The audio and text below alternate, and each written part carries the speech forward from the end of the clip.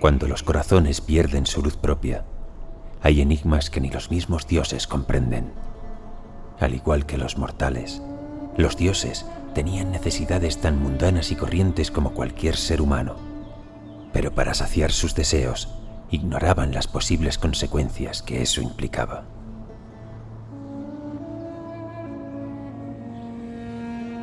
Zeus, el más imponente y poderoso de todos los dioses olímpicos, descendió al mundo de los mortales, hipnotizado por la belleza de una ninfa. Absorto de todo lo demás, fue víctima de desconocer la llegada de una nueva criatura, fruto del amor entre un dios y una ninfa, la cual desapareció a ojos de Zeus.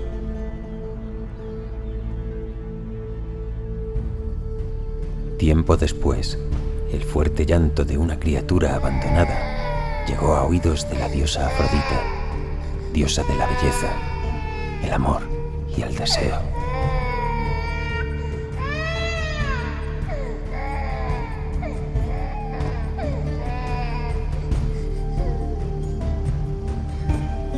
Atraída por el poder que emanaba y por la ternura que desprendía, la crió en secreto, pues Zeus había prohibido intervenir en asuntos de mortales. La mismísima diosa Afrodita quedó hechizada por su belleza, la cual rivalizaba con la de ella misma. La bautizó como Níobe, que significaba protectora de la humanidad.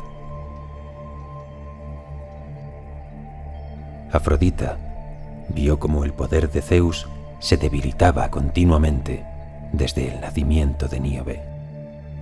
Entonces comenzó a entender, como si por alguna razón mística, parte de la esencia vital de Zeus se hubiera alojado en esa pequeña e inocente criatura.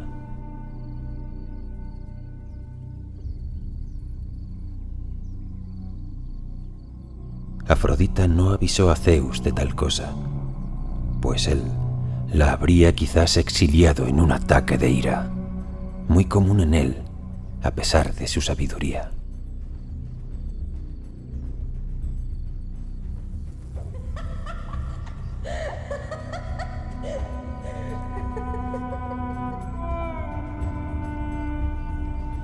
Al cumplir 16 años, la dejó en un pequeño poblado de gente humilde, cercano a Pela, ciudad perteneciente a Macedonia, la facción más poderosa de por entonces.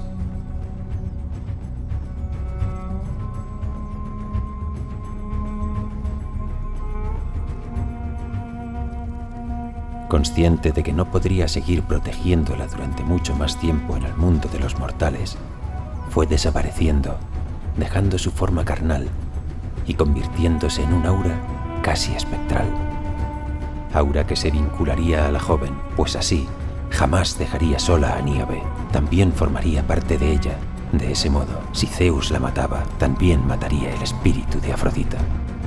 Todo el Olimpo sintió su desaparición, pero solo alguien aún la percibía presente.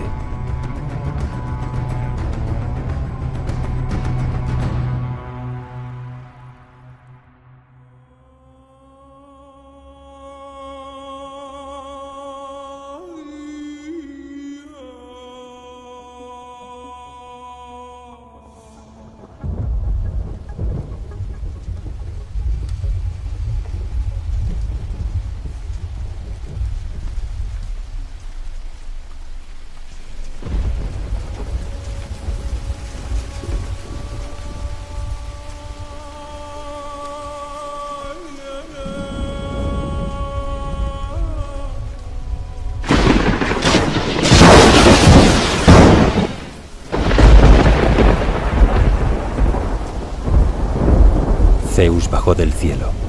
Ahora, aquí donde se encontraba, de alguna manera percibía a Afrodita.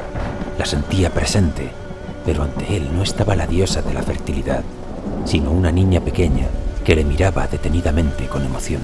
A Zeus le resultó familiar, y tras mirarla a los ojos, vio los mismos ojos azules de los que una vez quedó prendado. Al estar tan cerca, sentía cómo su poder fluía por ella. Entonces comprendió que esa pequeña humana era hija suya.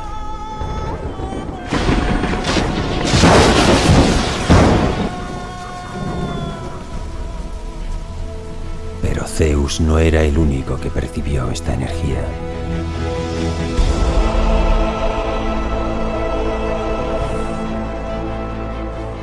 Hades, el intrigante dios del inframundo, consultó al oráculo de Delfos sobre la chica. Aquel ser inmortal que la mate heredaría todo el poder que hay en ella. Hades no perdió más el tiempo.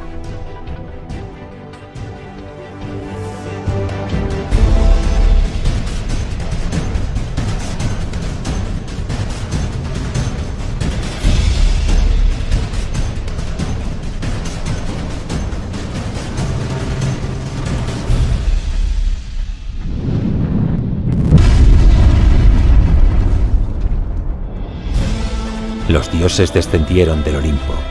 Ahora la resguardarían, pues la ley de Zeus seguía en vigor.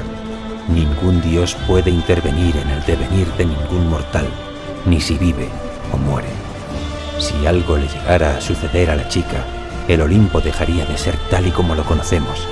El destino del mundo mortal e inmortal sería reescrito bajo otros designios, y el colapso sería inevitable. Hades tendría que buscar un peón, alguien que pudiera llevársela sin posibilidad de que el Olimpo interviniera.